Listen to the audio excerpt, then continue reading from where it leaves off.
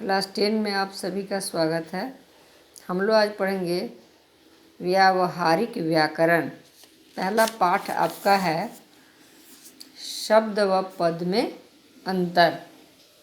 चलिए देखिए, पहले शब्द क्या है जानेंगे, परिभाषा शब्द व पद का। देखिए, शब्द एक स्वतंत्र और सार्थक इकाई है। शब्द जब कोश में रहते हैं शब्द कहलाते हैं। जैसे मोहन पुस्तक पढ़ना, ये स्वतंत्र है, ये शब्द है। शब्द जब व्याकरण के अनुसार वाक्य में प्रयुक्त किए जाते हैं पद कहलाते हैं। जैसे मोहन पुस्तक पढ़ता है, जब अलग अलग था मोहन पुस्तक पढ़ना तो शब्द था, जब मिलाकर हमने वाक्य बना दिया उसे हम पद बोलेंगे। वाक्य में जितने भी शब्द हैं, मोहन पुस्तक पढ़ता है, ये सारे पद कहलाते हैं। दूसरा, लड़कियां खाना खा रही हैं। पद में दो प्रकार के शब्द प्रयुक्त होते हैं, पहला कोशी और दूसरा व्याकरणिक। कोशी शब्द वे होते हैं जिस शब्द का अर्थ शब्दकोश से प्राप्त हो जाए उसे कोशी शब्द कहते हैं। जैसे मनुष्य, घोड़ा, ये कोशी शब्द हुआ। व्याकरणिक शब्द है वे शब्द जो व्याकरणिक कार्य करते हैं, व्याकरणिक शब्द कहलाते हैं। जैसे मुझसे आजकल विद्यालय नहीं जाया जाता, इस वाक्य में जाता शब्द व्याकरणिक है। पदबंध किसे कहते हैं? कई पदों के योग से मिलकर बनी व्याकरणिक इकाई को पदबंध कहते हैं। जैसे शेर की तरह दहाड़ने वाले तुम क्यों काँप रहे हो? पद और पदबंध में अंतर। जब वाक्य में प्रयुक्त संज्ञा, सर्वनाम, विशेषण या क्रिया विशेषण का काम कोई शब्द करता है तो उसे पद कहते हैं। जब यही कार्य एक से अधिक मिलकर करते हैं तो वह पदबंध कहलाता है। जैसे महिमा श्रुति है, यहाँ महिमा पद है, यह संज्ञा पद है। महिमा एक संज्ञा है, श्रुति है, किसी खास महिमा के कहा गया तो ये संज्ञा पद हो गया। एक ही शब्द होने के कारण यह पद है। और महिमा के बारे में और सारे जो शब्द बोले जाएं वे पदबंध कहलाते हैं। जैसे गरिमा की बहन महिमा श्रुति है। कौन महिमा श्रुति है? गरिमा की बहन।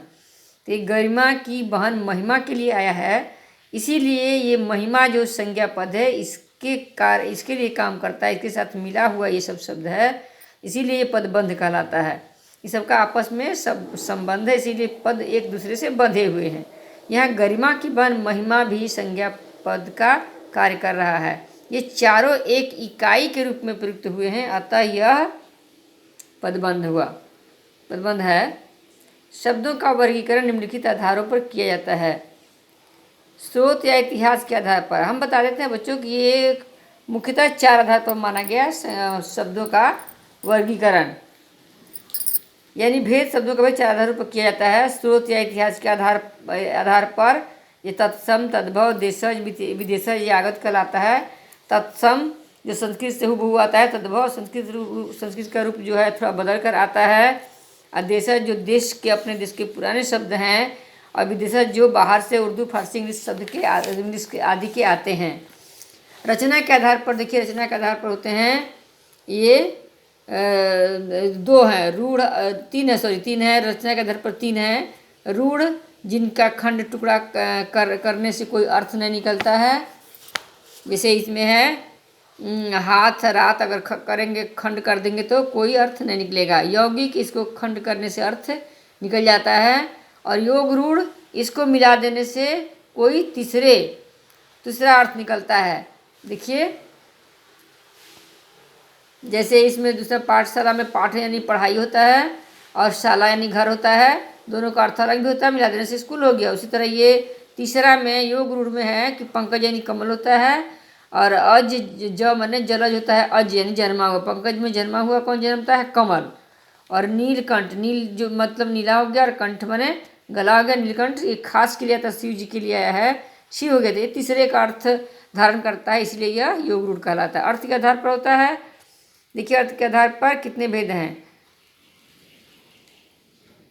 पर्यायवाची, विलोम शब्द, एकार्थी शब्द, अनेकार्थी शब्द, फिर प्रयोग के आधार पर भी है, प्रयोग के आधार पर सामान्य शब्द और तकनीकी परिभाषिक शब्द, ये सारे शब्दों के भेद हैं। उसके पद भेद भी हैं, पदों के भेद भी हैं, संज्ञा, सर्वनाम, विशेषण, क्रिया, अव्यय। आज इतना ही पढ़ेंगे, इसके आगे दूसरे दिन हम पढ़ेंगे। तो आप अब तक हम लोगों ने क्या जाना कि शब्दों के सार्थक वर्णों के सार्थक और इकाई, स्वतंत्र इकाई को क्या कहते हैं, सार्थक और स्वतंत्र इकाई को शब्द कहते हैं। और शब्द का कोशीय अर्थ होता है, और जब यह वाक्य में प्रयुक्त हो जाता है तो क्या बन जाता है, पद कहलाता है। और पद के लिए वाक्य में अन्य जो दूसरे कार्य करते हैं, दूसरे कई पद मिलकर के किसी संज्ञा के लिए या किसी सर्वनाम पद के लिए कार्य करते हैं, वह एक शब्दों का समूह बन जाता है, तो उसे कहते हैं पदबंध।